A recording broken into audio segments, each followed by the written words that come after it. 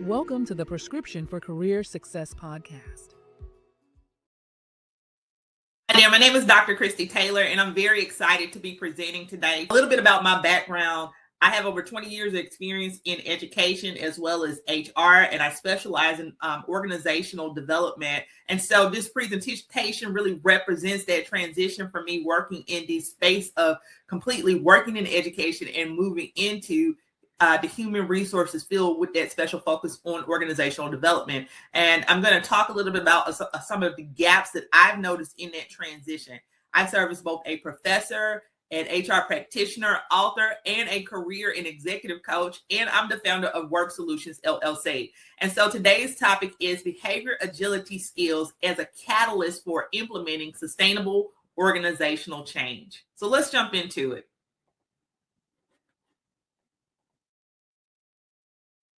Today's presentation really explores how behavior agility skills can serve as a catalyst for implementing sustainable organizational change. If you are not familiar with the term behavior agility, it's sort of a term that I coined. It's kind of like that bridge between adaptive leadership behavior as well as making quick transitions to make decisions. And so we're going to talk about the definition of that and take a look at cognitive and behavioral responses to change. We're going to examine the core premise that employees' reactions to change are shaped by both cognitive and behavioral processes. And from there, we'll explore how individuals move from cognitive hesitation to a critical decision point that can either lead to adaptability or resistance. And in this space, it's really important to understand what cognitive hesitation is, because it is a core space that managers can actually intervene, and it can make the difference in terms of whether an employee buys into that change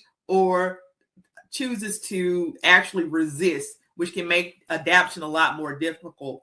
And then from there, we'll take a deep dive into how behavior agility can be developed, and introduce rational emotive behavior therapeutic techniques, or REBT, which is a cognitive-based approach for strengthening adaptability and reducing resistance. Finally, we'll discuss how these strategies can help transform employees from passive participants or resistors into active champions of change, creating those conditions necessary for sustainable organizational transformation. So as you can see on this first slide, the research is really grounded in that central premise that cognitive and behavioral responses to change, that they arise as a result of an individual's perceived impact of the change. So in other words, employees are not simply reacting to the change itself, they are reacting to what they believe the change means for them, whether it's their workload, their relationship, their job security, and their future within the organization. So as you see illustrated in the slide, the same workplace change can generate very different cognitive and behavioral responses. So I'm going to give you a few examples. Let's take a look. So for example, when a new technology is implemented, an employee may think, I won't be able to learn this. And the cognitive response that may manifest behaviorally, or it may come across as resistance to training or avoidance of the new system. And similarly, doing an organizational restructuring, you might have an employee who perceives the change as a threat. They may think that my job is probably at risk, and then they respond by disengaging, gossiping, or beginning a job search. Now, the pattern remains consistent across a variety of organizational changes. A new supervisor, for example, may trigger concerns such as they're going to change everything, leading employees to withhold trust or avoid communication. The same thing can happen in terms of new policies or procedures that can be perceived as confusing or unnecessary, or even increased workload during a transition. Now, it's really important to note here that some resistance to change is really going to be rooted in bias, stereotypes, and perceptions about the change, the individuals leading the change or the groups affected by the change. And these cognitive schemas can distort how employees interpret information. It influences perceptions of fairness and trust, and creates barriers to adaptation even before the change is fully understood. I'm going to show you the screen again, because another important consideration that I want you to keep in mind is that employees often engage in catastrophic thinking during periods of organizational uncertainty. And this is a lot why in my writing and research, I talk about the decategorization process, because when you talk about catastrophic thinking, this is the I won't learn it. My job is probably at risk, right? And they're considering all of the factors. Okay, again, that new system becomes I'll never learn this. That new supervisor becomes everything is about to change for the worse. And when you have this occur with employees, it only makes the process more difficult. So these interruptions are not necessarily based on evidence, rather they reflect cognitive distortions that intensify anxiety, stress, and resistance.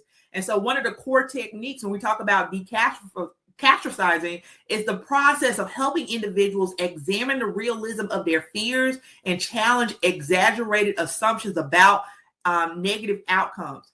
And instead of asking what's the worst thing that could happen, employees are encouraged to actually take some time to reflect. And it's the shift in thinking is really going to encourage them to come up with solutions, because instead of saying what's the worst that could happen, they're going to ask questions like what is the most likely outcome? And if challenges arises, how can I effectively respond? So it's really important to know here that the behavior is often the result of how employees appraise the change rather than the change itself. And as you can see at the bottom of my slide, kind of point out here that perceptions influence appraisals in terms of how we look at the change. Appraisals influence behaviors, and behavior ultimately shapes organizational outcomes. And that is from a leadership perspective as well as a employee perspective. And so the central argument of this presentation is that behavior agility is going to serve as a critical mechanism for helping leaders and employees assess, adjust, and align these cognitive and behavioral responses in real time. It is not simply the ability to react quickly, as we talk about adaptive leadership. It's the ability to remain flexible in both thought and action.